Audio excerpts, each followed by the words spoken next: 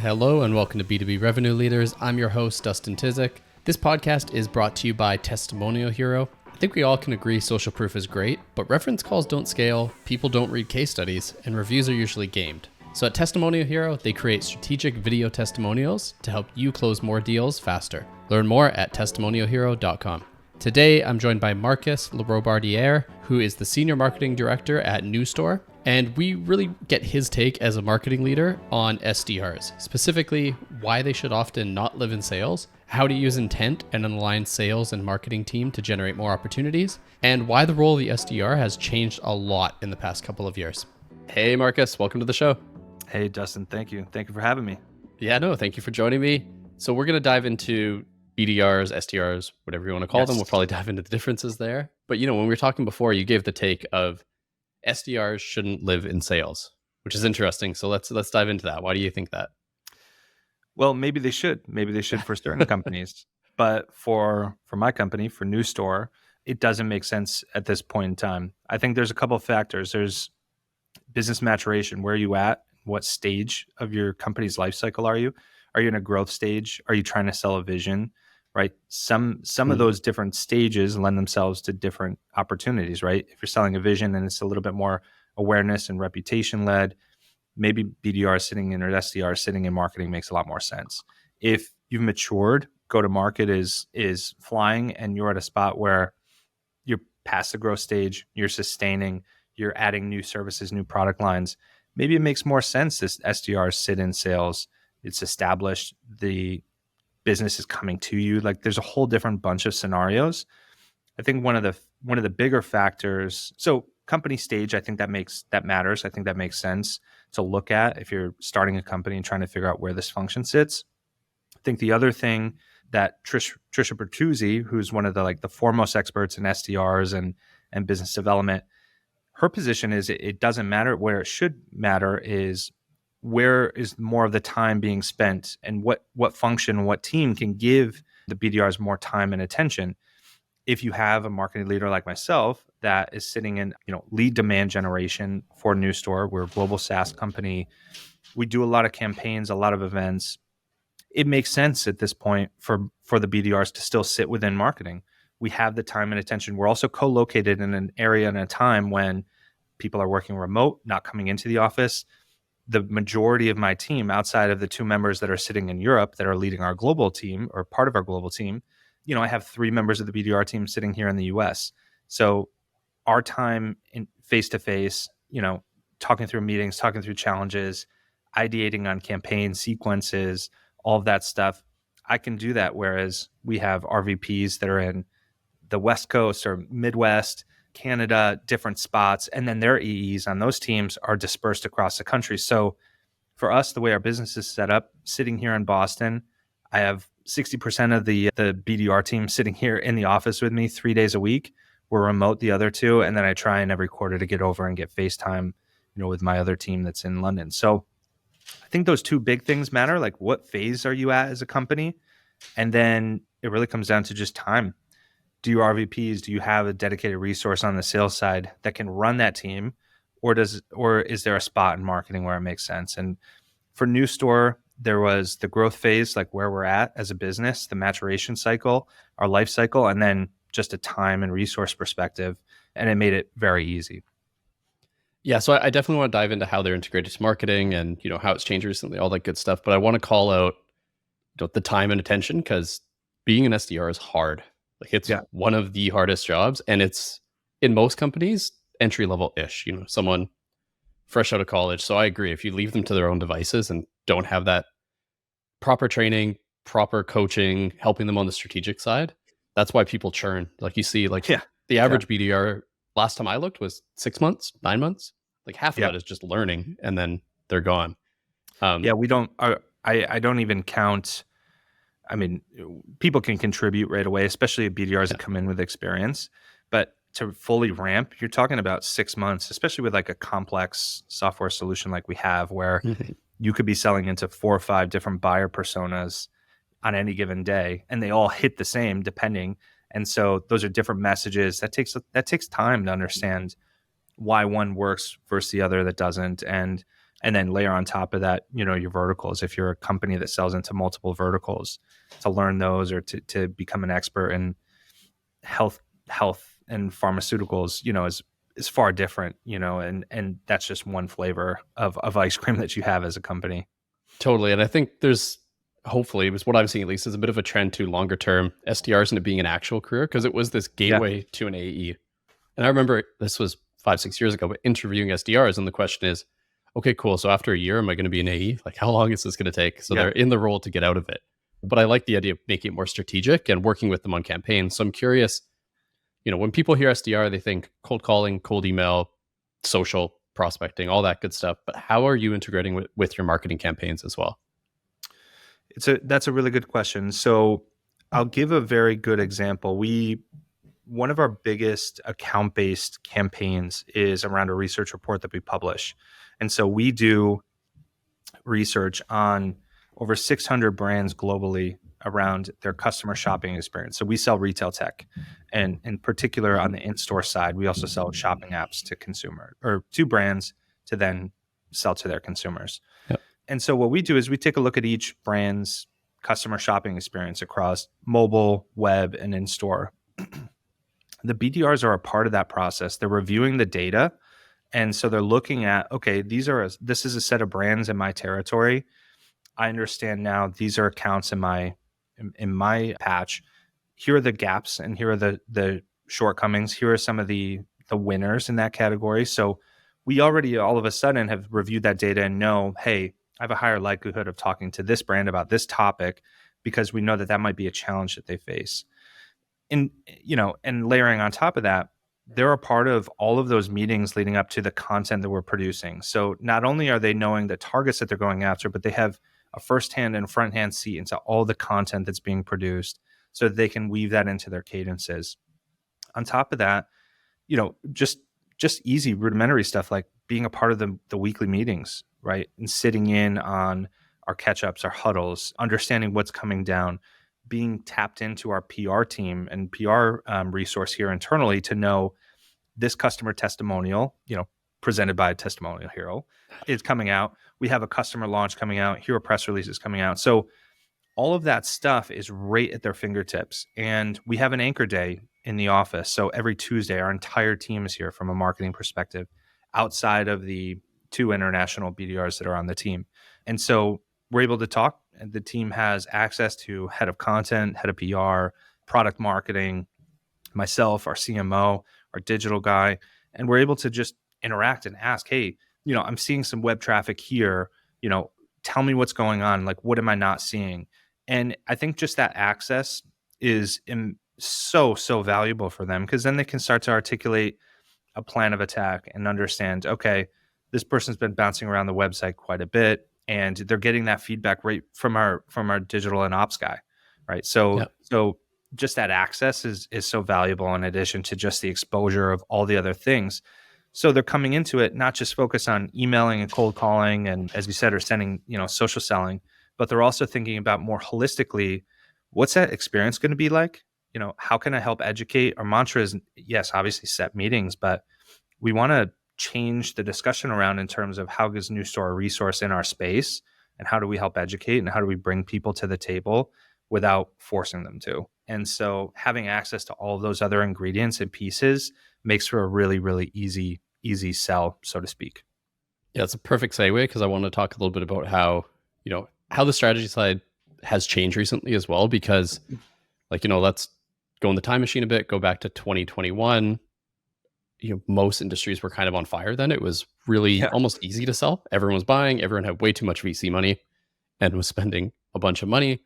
So that was more tons of people in market, send some emails, book some meetings, print cash. And, oversimplifying it, of course, but it was easy. Yeah. It's way harder now. And a lot of people aren't in market, but still need to be made aware. So you mentioned a little bit how you're approaching that with the messaging and how you're reaching out to them. But yeah, what are your thoughts on how that's been evolving? Well, are you familiar with like the 95-5 rule in terms of advertising? No, I'm not. So if you apply it to like the motor vehicle industry, maybe 2% at best, or let's just stick to 95-5.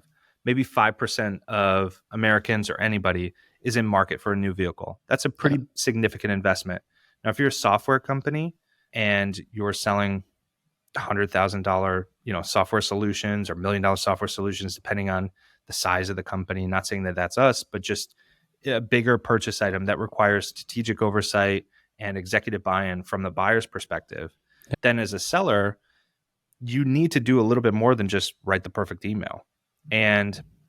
But if only 5% of your overall market or your overall addressable market is in market to buy, and you're only serving that 5%, you're not really setting yourself up for success the other 3/4 of the year potentially. So, what we've done is said, okay, we need to spend an adequate amount of time with the brands that we believe are in market or more likely to convert to an opportunity, and really highly personalize and make sure that we're meeting them where they are, not trying to sell and push product down their throats. Yeah. And then for the other 95 who may be in market at any given time, they should know who we are and they should trust us.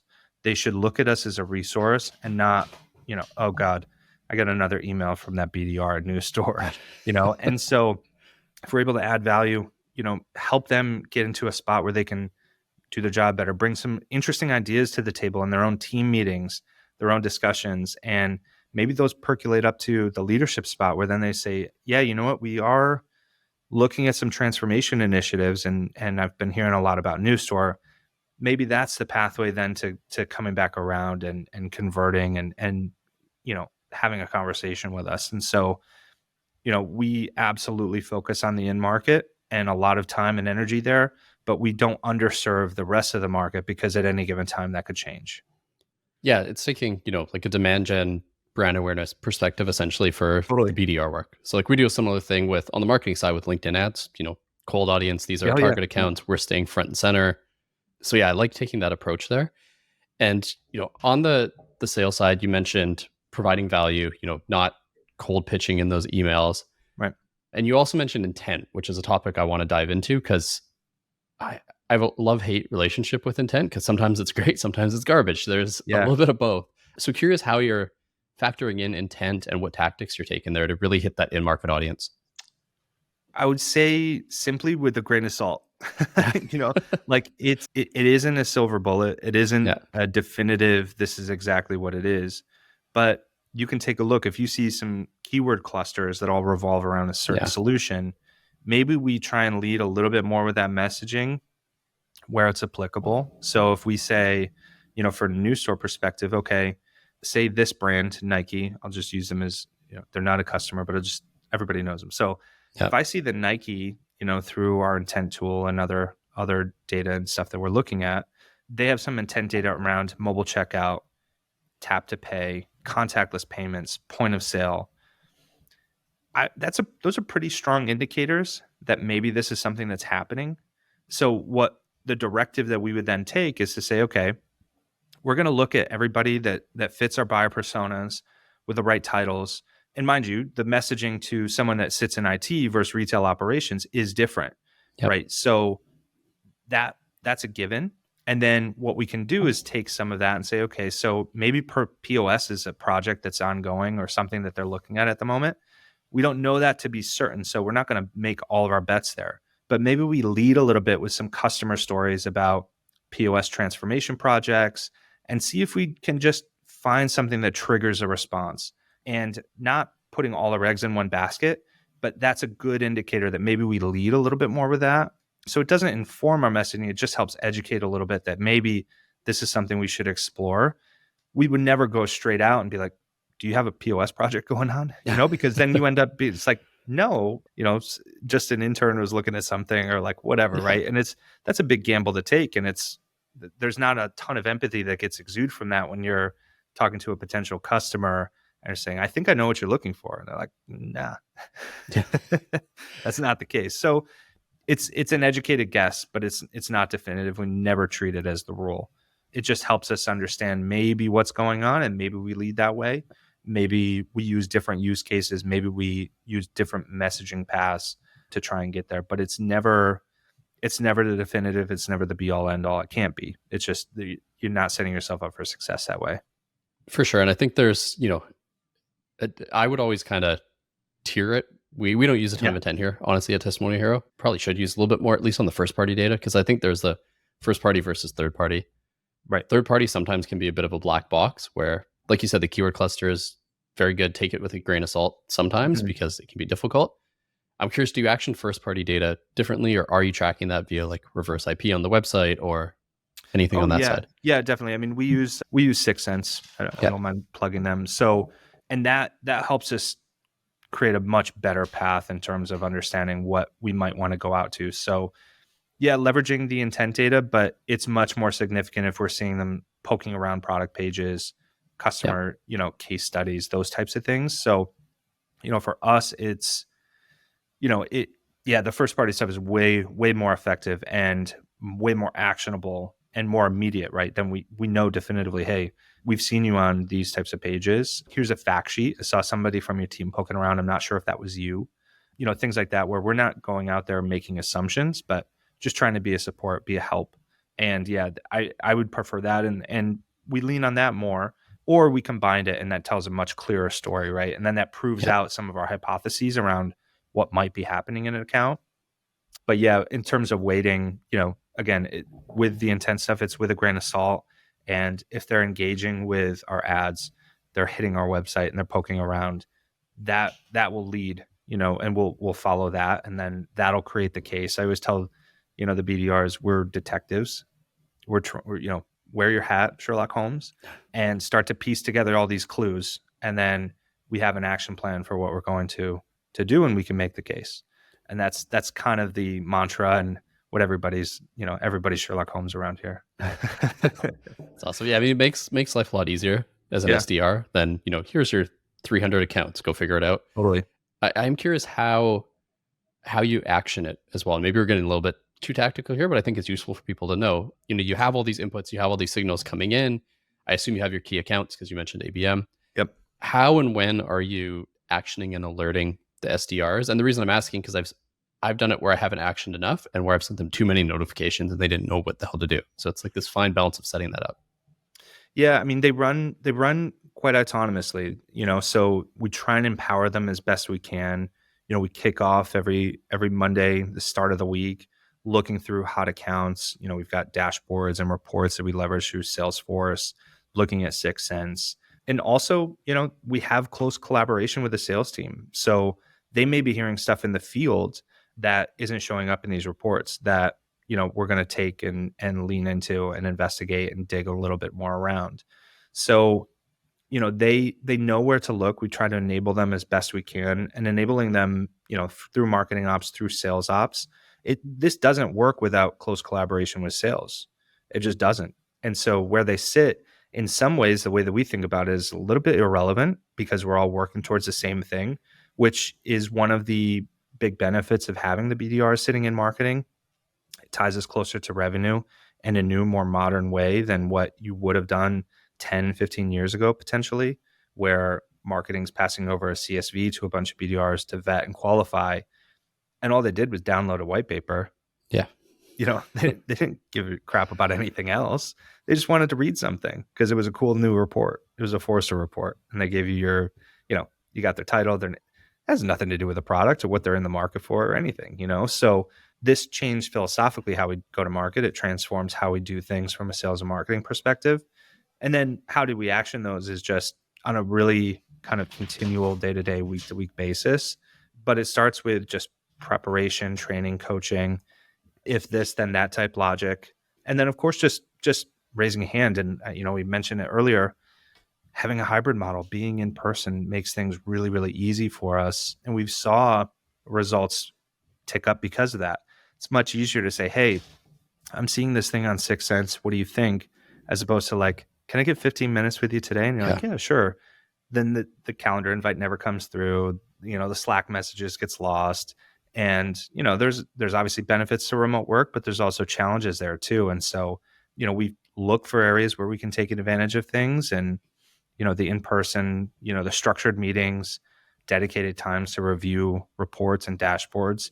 That's helped us. And then it's just coaching initiatives, following playbooks, that sort of thing.